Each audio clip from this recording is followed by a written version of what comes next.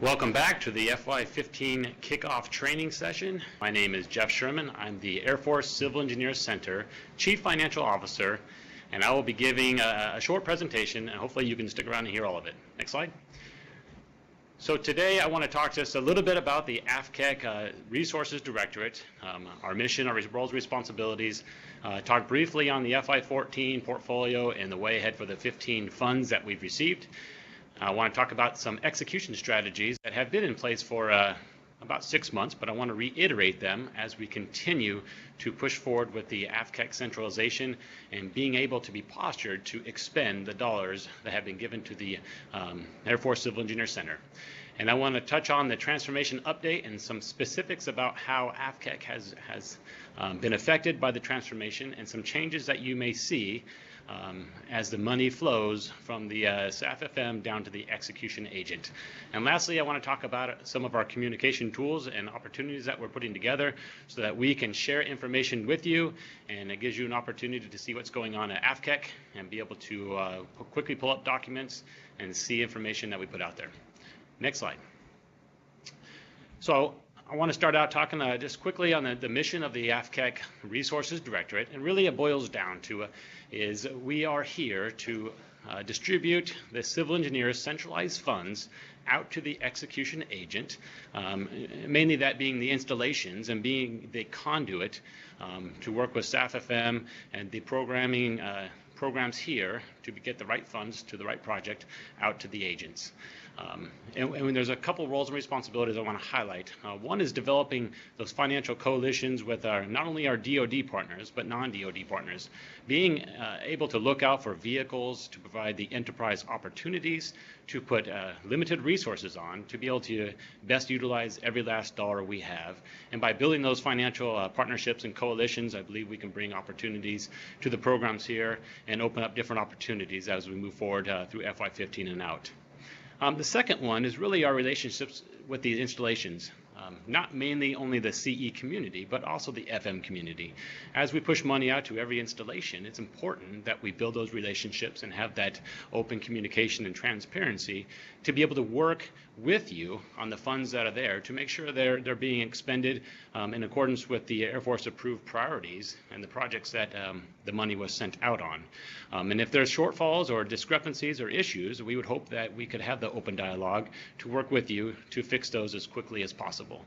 And lastly is mainly an internal one, but that's orchestrating the relevant financial decision support. So providing that support to all the AFCEC programs and the directors here on where the funds are and ensuring that they're being expended in accordance with regulations, laws, in compliance with all the fire guidance that's coming out, and then providing that last quality assurance check to make sure that every last dollar is expended in the context and realm of the laws and regulations that we live under. So in a nutshell, that's what we're here to do, and the reason I bring this up is not because we're new, but as we continue to transform and as new people come on, there's still a lot of people that don't know what AFCEC is and what we're here for, and the Resources Directorate and our role that we play in executing those centralized programs. So go to the next slide, please. Now I'm on this slide for our organization.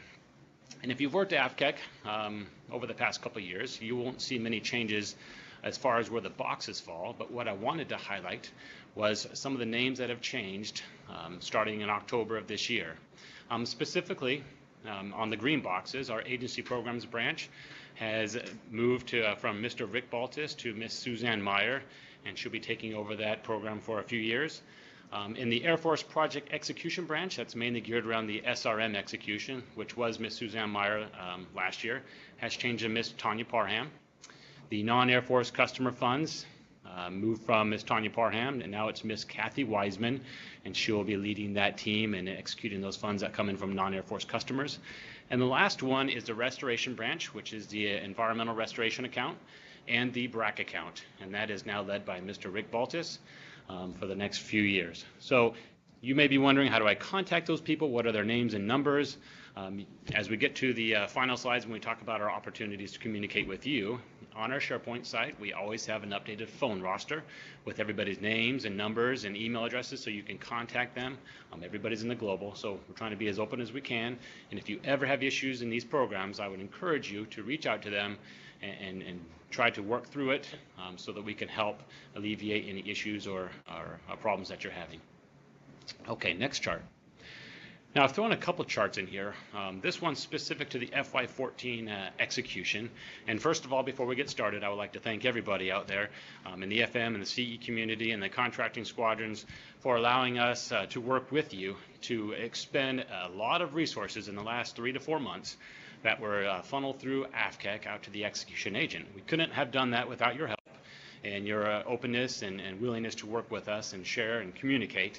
So I do appreciate that, and I hope that we can continue to foster and grow those relationships so FY15 will be even smoother and executed better than we did in FY14. But if you notice on the bottom left chart, those are the corporate taxes that the Air Force laid in. ERA, which is typically every year we have some, 6% last year. Sequestration tax, a placeholder was put in there for 10%, and the SRM at 35%. So what does that mean? Up on the top, the right side, you'll see the post-tax amounts, the top 4 being our O&M accounts, the top 3 being our main centralized accounts. And you'll see the post-tax amounts, and it did look like a doom and gloom year last year when we took a large hits to the account, and we finally had an integrated priority list that we could execute, and half the money was taken away. So we needed to come up with opportunities and strategies to be able to continue to posture to not only execute the limited dollars that we received, but to be ready for end-of-year execution as we anticipated money coming into the portfolio as it normally does towards the end of the year for CE programs.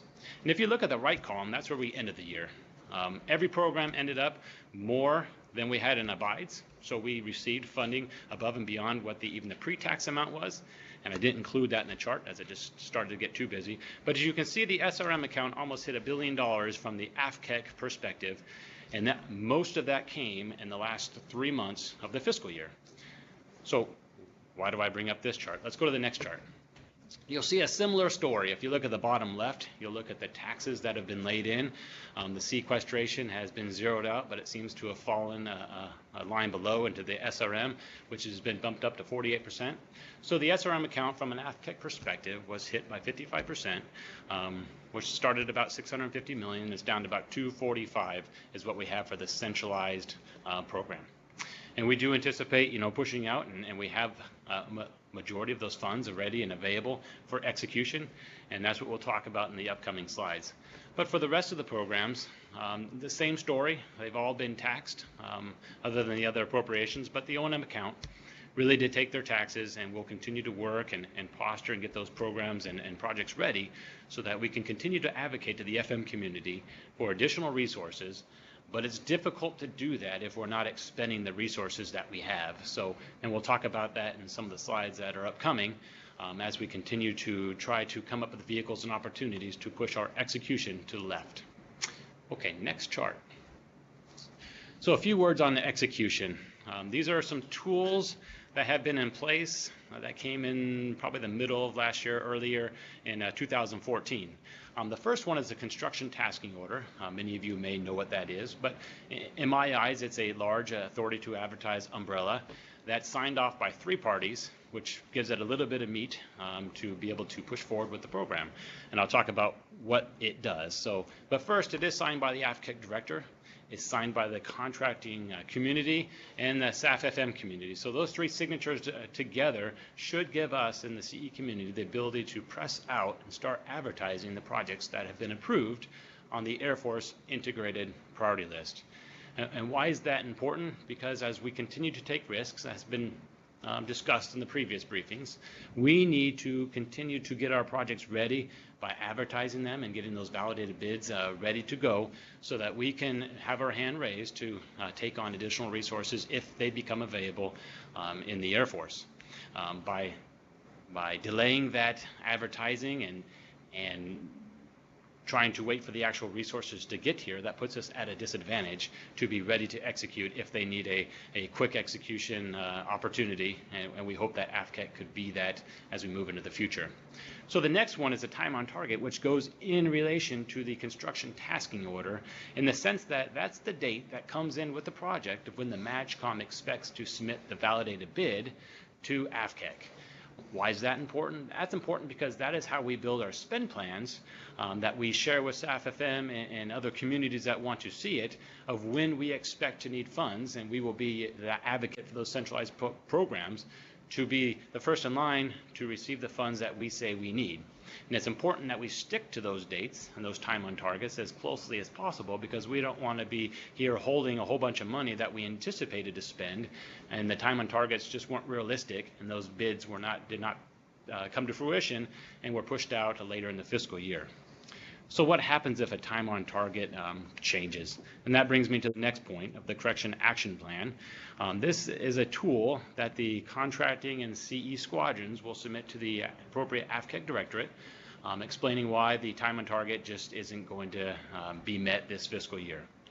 That's important because the earlier we receive it, the more opportunity we have to react to that and be able to maybe move some projects around to continue with our spend plans that we've shared with the FM community to continue to receive the funds as anticipated. And the last bullet there is very important because we will continue, as we did last year, funding projects as they come in, first come, first served, as it says. So a validated bid comes in, even if it comes in before the time on target that had been planned, chances are it's probably going to be funded, because as we're continuing to experience in FY15 as we did in 14, many projects just aren't ready when they're anticipated to be ready, and we need some on the back burner to take their place. So that's why we encourage the installations to get their projects in as early as possible. And the more postured we can be with projects, with validated bids just waiting for dollars, the more times we can continue to advocate for more dollars. Otherwise, we don't say much and we just try to obligate the dollars we have and don't try to make a big deal of it. So, but the earlier we get those projects and those bids in, the earlier we can execute and be ready for execution as we press forward. Okay, next slide. So even though we've had a briefing on the Air Force IMSC provisional and the concept, and Ms. Gleason did a very good job on doing that, I wanted to bring up some specific impacts that we've seen here in the AFCEC Resources Directorate. As was said in the previous briefing, AFMC did activate the provisional on 8 August 2014. The importance of that was the establishment of the Operating Agency Code, or OAC 18. What does that mean? From a CE perspective, you won't be receiving any funds in OAC 31 for FY15 and out. However, for FY13 and 14, you will continue to receive OAC 31 if you have upward adjustments for those projects, and we'll still continue to maintain and manage that process as we have in the past. But as we move forward into this fiscal year, you should be receiving money in OAC 18, and you should be executing centralized CE dollars in OAC 18. No more executing OAC 31, and if we see it, we'll just reach out to you and ask for it to be fixed into the appropriate OAC. So as we built these slides, we looked at the impacts that we saw as of 1 December. One is AFCEC is now a PSU under the IMSC provisional team. And the FY15 AFCEC funds are now going out in OAC 18. And as we built the accounting structure, we tried to utilize as many O-bands as we did in OAC 31. So hopefully most installations won't see an impact as far as what your O-band was from an AFCEC perspective from OAC 31 to OAC 18, even though we had to change a few. But for the majority, the O-band structure should have stayed the same. There were some internal changes to the funds flow process, and we'll get to that on the next slide. But the way the money comes down, it doesn't come directly to AFCEC out to the installations anymore. There's a few more steps as we press forward into FY15. However, we're hoping that we can be as efficient and effective as possible working with our AFIMSC brethren to ensure those funds get sent out to the appropriate execution agent as soon as possible, and hopefully as quickly as we were doing it in FY14 and FY13. So I just drew a bold on here for the FY16 sustainment FO. I don't have any information to provide on how those are going to be managed from a governance structure nor from a financial structure, but we are looking at it, and we volunteered to help as much as we can to facilitate as we press forward on how to move those funds, again, as streamlined as possible out to the execution agent without being a hindrance, and utilizing the governance structure that will be approved by the Air Force IMSC provisional team. So if there are any updates, and sometimes we have them, I do put them out on the AFCEC CR SharePoint website, and we'll talk about that in a few slides. But bottom line, as the banner says, there should be no impact at the installations for OAC 18 centralized CE dollars.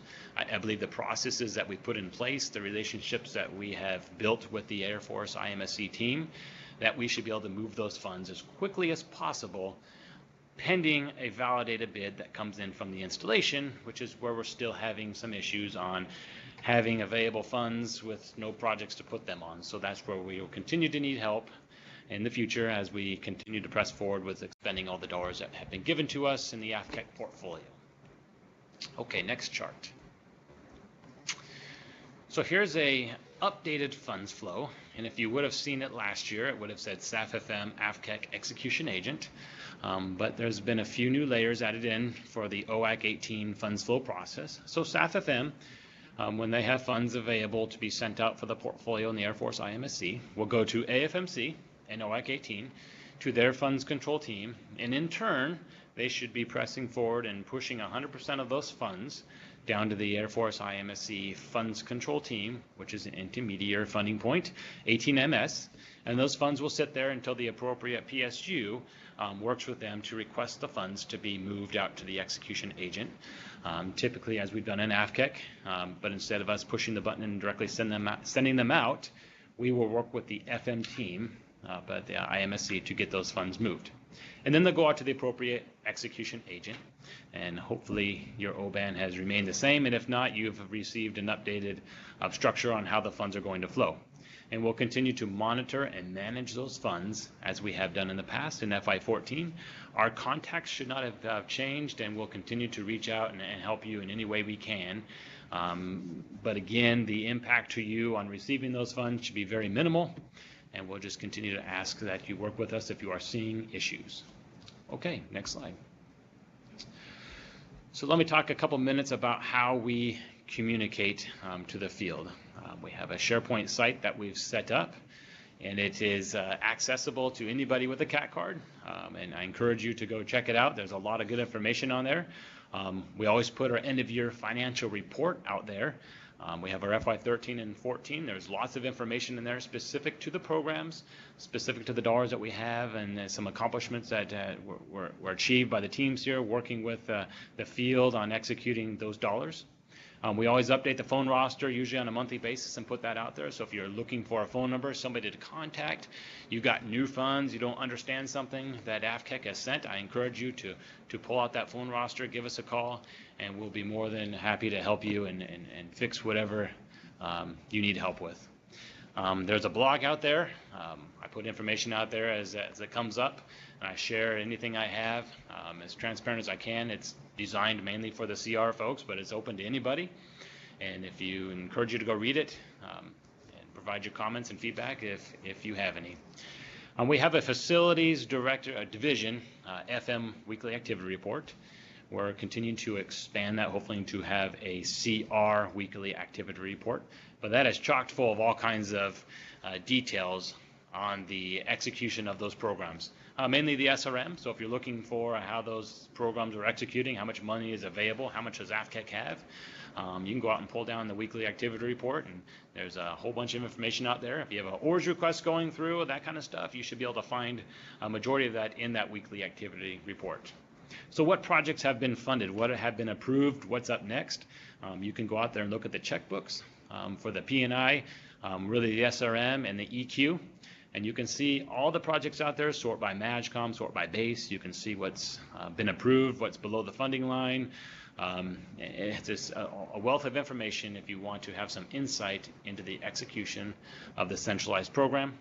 And if you don't understand how the asset management process works, I encourage you to go look at the playbooks, how installations submit their projects, the required information, how they go through the MAGCOM, up through AFCEC, and then approved by the Air Force. So all those playbooks, business rules, and such are all shared out there on the website on the bottom, which is the link to the CR SharePoint site. And I encourage you to go look at it, check it out, and if you have comments, I encourage you to send them to me, and we'll do the best we can to help change it if needed. Okay, next slide. So in summary, there's a few things I want you to take away as you've stuck around for the post-game show. One is to utilize the AFCEC execution tools, the ones that we talked about, the construction tasking order, the authority to advertise, to go out and get those projects ready to award. As soon as you get a validated bid, I encourage installations to send those in, even if it's prior to the time on target that has been submitted. And we'll continue to work on getting those projects funded as soon as we can. The time on target and the correction action plan, I encourage you to know what those are, and if they are going to change, to work with us to reach out to the right person and get those dates changed and realistic as possible. But it comes down to communication, and we're trying to be as open and transparent as we can. We have DCOs as much as possible. We share information of every venue that will let us talk. We have our SharePoint. Any way we can get information out, we try to do that, and hopefully that's reciprocal in the sense that you are sharing information with us and issues and concerns that you may have from the field. And really get your projects ready, first come, first served. I can't say that enough, but if a validated bid comes in, we're going to try to get that funded as soon as possible, regardless of when the date it was supposed to come in. From a transformation perspective, really the funds flow process, the OAC 18, that's the major change as of right now. And we'll continue to work with the IMSC team to get those funds out to the execution agent, but they will be coming in OAC 18 from here on out until that changes another time. Okay, and then the installation receipt of funds should see no impact. So bottom line, if you are seeing an impact, a delay, an issue, wrong PEC, wrong funding, let us know, reach out to us, and we'll help you work through that issue. And if it needs to be corrected, we'll do that. If not, we should have a decent explanation on what's going on. And lastly, don't forget to check out the AFCEC SharePoint site. Not only does CR have a page on there, each of the directorates have a different page out there with different information. So if you're looking for information on AFCEC, and that's a great place to start, is out on the SharePoint site. So I believe FY14 was a successful year, and I believe we can make FY15 even better. I believe the tools that we have will help us drive to that successful execution. It'll help us to be postured for the June, July, August, September timeframe, and having those bids validated and ready to go, and so that we can be standing there with our hands open and ready to take on funds, knowing that we can turn an obligation very quickly as we have validated bids in hand and here at AFCEC. So with that, I believe that's the end of the session. That's all that I have from AFCEC's perspective, and I appreciate you sticking around. And if you have any questions, by all means, please contact me, contact one of my division chiefs, send us an email, and we'd love to hear from you. Thank you.